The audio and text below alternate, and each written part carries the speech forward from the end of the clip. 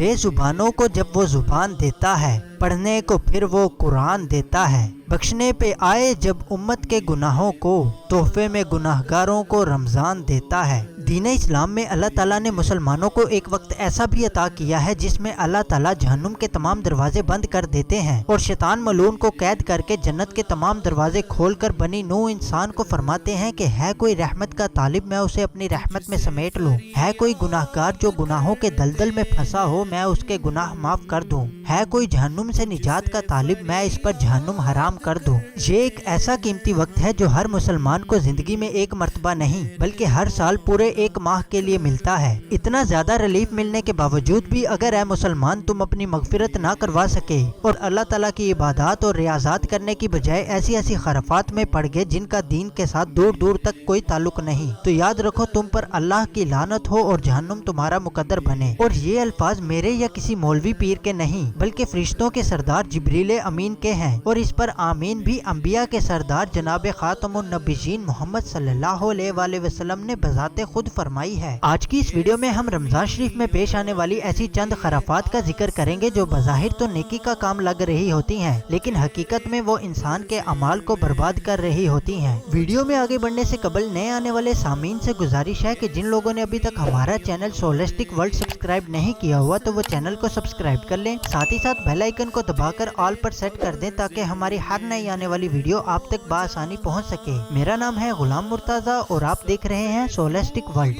اللہ تعالیٰ نے انسان کو خالصتاً اپنی عبادت کے لیے ہی پیدا کیا ہے، اور یہاں پر یہ بھی یاد رکھا جائے کہ ماہ رمضان کو ماہ سیام یعنی اللہ تعالیٰ کا مہینہ بھی اسی وجہ سے کہا جاتا ہے کیونکہ اس ماہ میں کثیر تعداد میں اللہ تعالیٰ کی عبادت کی جاتی ہے۔ ہر مسلمان کے دل کی یہ آرزو اور تمنا ہوتی ہے کہ وہ اس ماہ میں خوب عبادات اور ریاضات کر کے اللہ تعالیٰ کا پسندیدہ بندہ بنے اور اپنے گناہوں کی بخشش کروائے، لیکن افسوس کہ ہم میں کچھ لوگ ایسے بھی ہیں جو بظاہر تو نیکی کا کام کر رہے ہوتے ہیں لیکن انہیں اس بات کا علم نہیں ہوتا کہ جو کام یہ لوگ کر رہے ہیں وہ اللہ تعالیٰ کی ناراضگی کا سبب بن رہا ہے۔ ہر سال جیسے ہی ماہ رمضان المبارک کا آغاز ہوتا ہے تو ہمارے ٹی وی چینلز پر ایسی خرافت کا آغاز کر دیا جاتا ہے جو مکمل طور پر بند ہونی چاہیے، رمضان ٹرانسمیشن۔ یقیناً آپ سبھی بھی وہی سوچ رہے ہوں گے جو میں سوچ رہا ہوں، رمضان ٹرانسمیشن آخر کیوں؟ یہ تو ایک اسلامک سیگمنٹ ہے نا، تو پھر یہ کیوں بند ہونا چاہیے؟ یہ کیوں بند ہونا چاہیے آپ خود ہی دیکھ لیں۔ یہ کس نے لکھا ہے کہ یہ اصطلاح نہیں لے سکتے جب حقیقی معنی موجود ہے کہ دروازہ کھلے اور اندر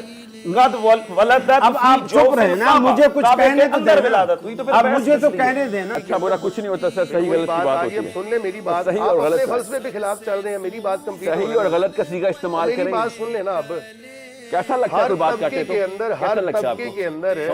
مجھے اختلاف ان سیگمنٹ سے نہیں بلکہ ان کے طریقہ کار سے ہے، کیونکہ یہ لوگ رمضان ٹرانسمیشن کے نام پر ایسی خرافات پھیلاتے ہیں جن سے ہمارے معاشرے میں دین اسلام کی تبلیغ نہیں بلکہ فرقہ واریت پھیلتی ہے، کیونکہ ان ٹرانسمیشنز میں سنی، شیعہ، وہابی ہر فرقے کے عالم کو بلا کر ایسے موضوعات پر بحث کروائی جاتی ہے جن کا کوئی حتمی نتیجہ نہیں نکلتا۔ جب اس طرح کے پروگرامز ہمارے ٹی وی چینلز پر دکھائے جائیں گے تو ہمارے معاشرے کا یہی حال ہوگا کہ رمضان راشن کے نام پر غربا کو 4 گھنٹے اپنے گھروں کے سامنے کھڑا رکھیں گے تاکہ لوگوں کو پتہ چلے اور لوگ تعریف کریں کہ بھائی فلاں چودھری صاحب تو بہت سخی دل ہے۔ حالانکہ اسلام کا سنہری اصول تو یہ ہے کہ اگر اللہ کی راہ میں دیا جائے تو دائیں ہاتھ سے دیں تو بائیں ہاتھ کو خبر نہ ہو، لیکن ہمارے معاشرے کا المیہ یہ ہے کہ جب تک 4 لوگوں کو چودھری صاحب کی سخاوت کا معلوم نہیں ہو جاتا تب تک چودھری صاحب کی نیکی کا حق ادا نہیں ہوتا، جبکہ حقیقت تو یہ ہے کہ اس طرح کا دیا ہوا مال اللہ تعالیٰ کی بارگاہ میں بالکل قابل قبول نہیں اور صرف مال کا ضیاع ہے اور آخرت میں گلے کا توق ہی بنے گا۔ 5 روپے کا پھل 50 روپے کی قیمت میں بیچنے والے منافع خور کس منہ سے پورا ماہ رمضان دسترخوان سجاتے ہیں؟ بات سمجھ سے قاصر ہے۔ شیطان تو ایسے ہی بدنام ہے، اصل کام تو ہم لوگوں نے خود ہی خراب کیا ہوا ہے۔ 2 نمبری کا مینڈیٹ بنا کر اقتدار حاصل کرنے والا شخص کس منہ سے کہتا ہے کہ میں قوم کی خدمت کے لیے راشن تقسیم کر رہا ہوں؟ چلیں اگر مان بھی لیتے ہیں کہ یہ قوم کی خدمت کر رہے ہیں تو ان کی خدمت کا معیار اتنا ہے کہ آٹے کے تھیلے پر بھی اپنی تصویر چھپا رکھی ہے تاکہ قوم کو پتہ چلے کہ یہ خدمت نہیں بلکہ خیرات کا ہاتھ فلاں شخص نے قوم کے سر پہ رکھا ہے۔ اللہ تعالیٰ ہمیں سچے دل سے اور نیک نیتی سے اپنی راہ میں مال خرچ کرنے کی ہمت اور توفیق عطا فرمائے۔ جزاک اللہ خیرہ۔